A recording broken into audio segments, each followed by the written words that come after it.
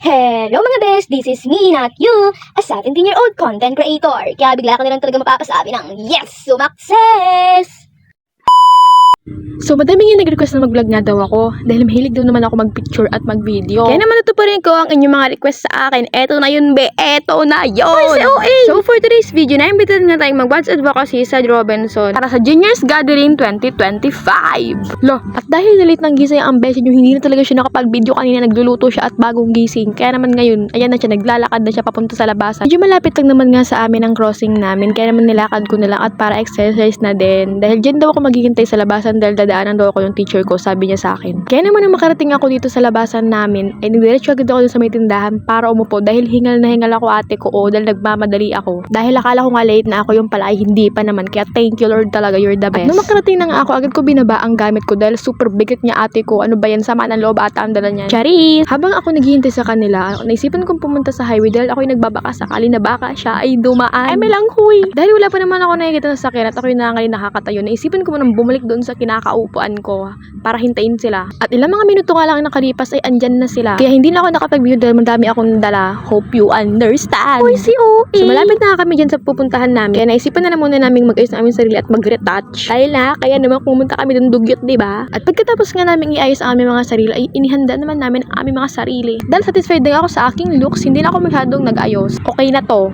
So nakarating na nga kami sa aming pupuntahan. At kitang-kita nyo naman sa labas po ng Robinson, ang dami-dami ng mini Girl Scout akong nakikita. Ang cute nila. Samantalang ako nun dahil mas malaki pa sa akin yung uniform ko, nagbuka tuloy akong choco. For real. At nung kami ngayon nakarating, agad-agad kami bumaba sa aming sasakyan at inayos ang aming mga sarili. At pagkatapos ay dumiretso na agad kami sa entrance. Dahil gusto na nga talaga namin makapasok dahil sobrang init dito sa labas. Oo. Kaya naman pumila na kami at hindi kami nakapagsiksikan. Dahil mahirap ipagsiksikan ang sarili mo sa taong ayaw naman sa'yo. Ay, sorry. At dahil hindi naman gaano mahaba ang pila, nakapasok agad kami. At katulad nga ng dati, grabe, ang dami-daming tao. Ay, tao din pala ako. Sa dami-daming ang tao, hindi na namin alam kung asan yung register. Nakailang ikot na nga kami, hindi pa rin talaga namin mahanap. Register, wag ka lang pa-hard to get. At katulad ni Joe, kami pagod na kaya naisipan namin magtanong. At yung tinanungan namin ay tinanong din kami. Raiko. At sa pagkatsaga namin paghaharap, finally nakita din namin yung lagusan. Kaya pumasok na kami habang hindi pa nag-formally start ang event. Tapos sila nagbe-picture taking pa. Sana all!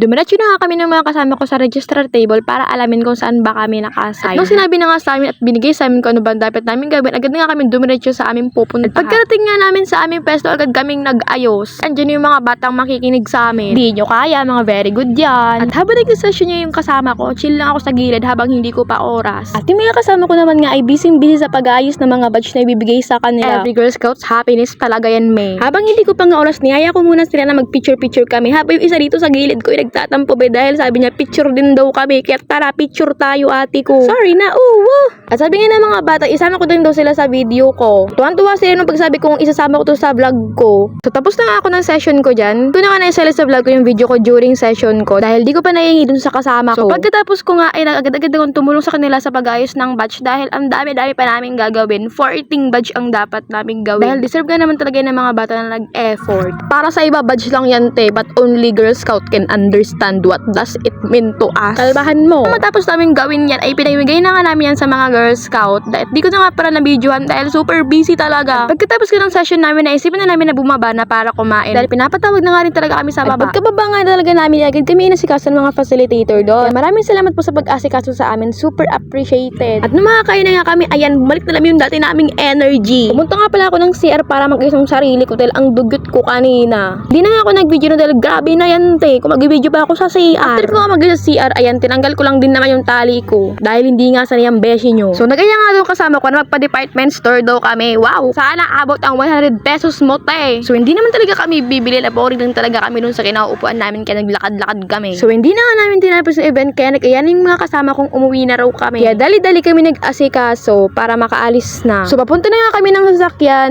kung saan nakaparking. At nung nakita na nga namin ang sasakyan ay dumiretso na kami dito at sumakay na kami. Dahil alam nga namin na met baya ay traffic na naman yan sa daan. Totoo. Mga ilang minuto nga lang ay nakarating na ako sa aming bababaan. Kaya nagpapasalamat talaga ako Lord well sa safe travel namin. Kaya nung makababa na nga ako ay naglakad ulit ako pauwi. Gustong-gusto ko kasi ang paglalakad lalo na't sanay na din naman ako. So dito na nagtatapos ang aking a day of my life. Di bye!